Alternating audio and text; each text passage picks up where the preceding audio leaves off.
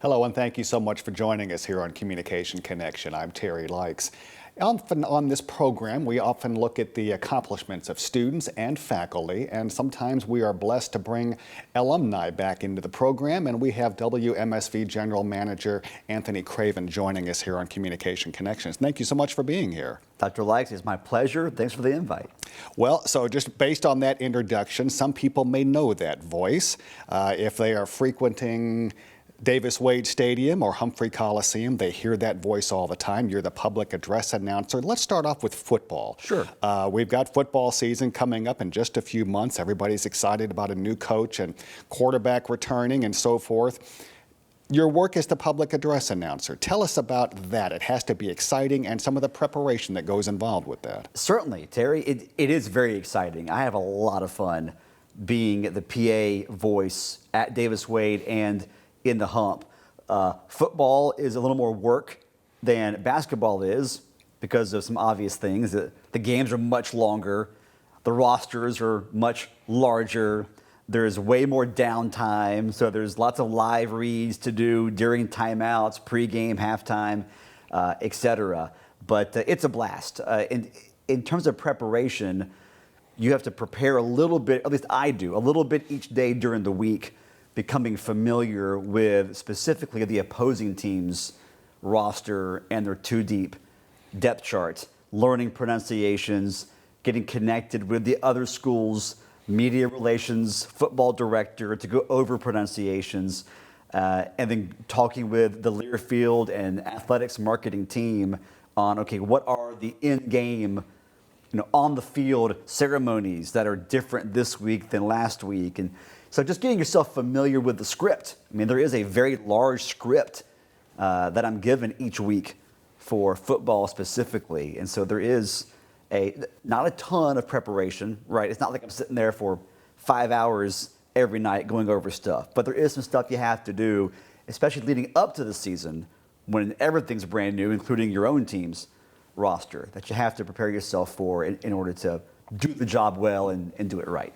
You don't like any surprises, such as calling the wrong player's number because they have two guys with the same number. So, which every team does that. Yes. And any PA person or radio or TV play-by-play person, for football specifically, will tell you that's one of their pet peeves, are the double numbers on the roster, right? Number 5 is also on defense and offense, or there's some number 5 that plays only special teams, and they're all on the roster, and yeah, that can get that can get confusing. Now we don't get to see you at the football stadium, but if fans are at the Humphrey Coliseum, they do, if they scan the sidelines down on the floor, are able to see you do what you do. But tell us about the difference of doing what you've just described in football versus basketball. So football, like I said, is very much it's almost like putting on a live stage production, whereas basketball is more get the fans engaged with what's going on, hype up what's going on, and so that's basketball. In some ways is more laid back, but also in other ways, because you are talking directly to the fans, and the fans can see you depending on where they're sitting. Like you just said, there's a bit more pressure on what you're doing in the game, whereas in football, you're, like you said, I'm off behind, inside of a room, inside of another room, inside of a press box. Whereas basketball, there's no place to hide.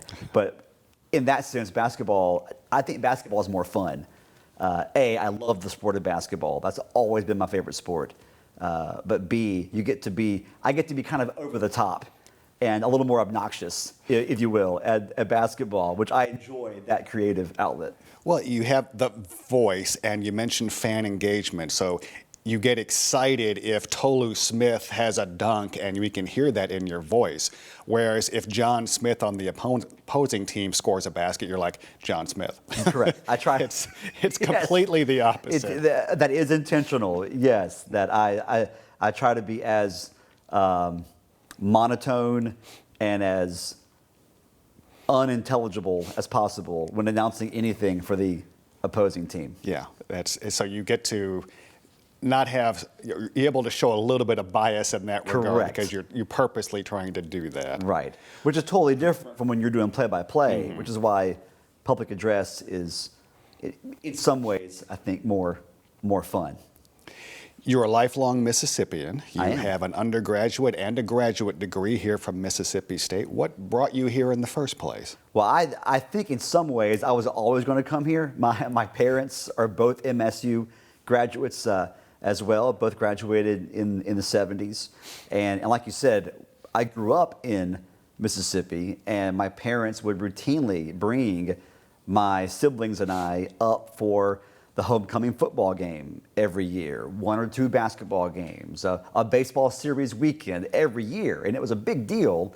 And I loved MSU sports growing up, and I heard my parents talk incredibly favorably about their college experience at MSU and in Starkville, and so I wanted to have some of those experiences, and so I came to Mississippi State as a student, started out in community college. For 4 semesters, transferred to Mississippi State in the late 90s, and knew that I wanted to do something in the media field or in communication.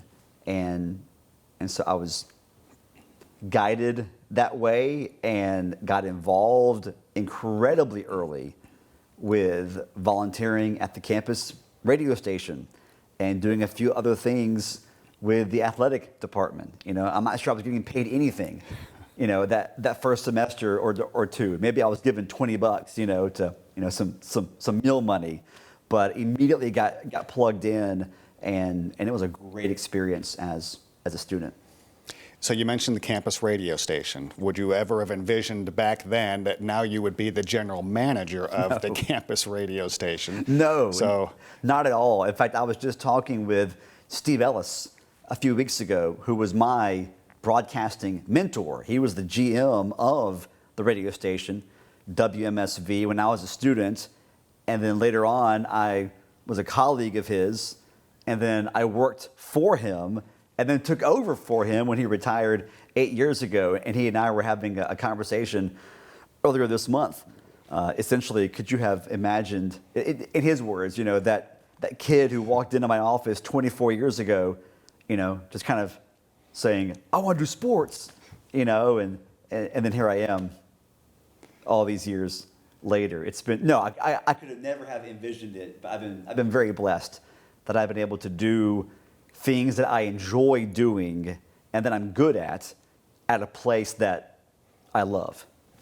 certainly the media industry has changed in those 24 years, and traditional media has evolved. We have social media, new media, but radio has remained a constant and still serves a vital role in the community as well as the campus. Yes, I mean, local, as long as it's local, right? Local radio is incredibly important to communities, the campus communities. If you're talking about college radio, it's vital that you've got local voices communicating to local people. Yes, we have the ability, and we do, broadcast over the web and via apps literally everywhere. If you have an internet connection, you can listen to us wherever you are.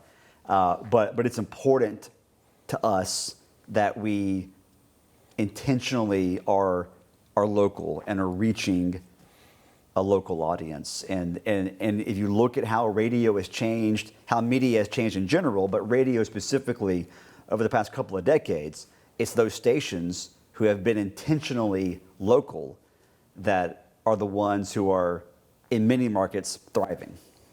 So fun parts, getting out to be able to do public address announcing for football, basketball. Your day job, radio station general manager. You also get to, during the season, be the play-by-play announcer for MSU softball and soccer.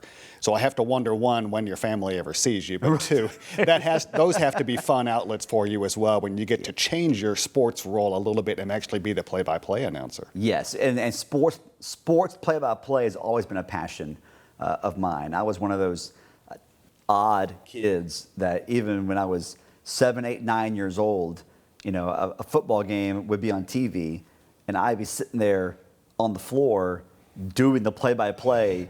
I'm not sure how many other 9-year-olds were doing that. It didn't make me very cool, but I clearly was interested in doing it. And so getting a chance to do play-by-play for the network, for the SEC Network Plus, they go through each individual school's athletic programs to staff all of these broadcast and live events. And so if you're a local broadcaster like me, those opportunities that have come across or have come our way since 2014, almost a decade now, have been a lot of fun.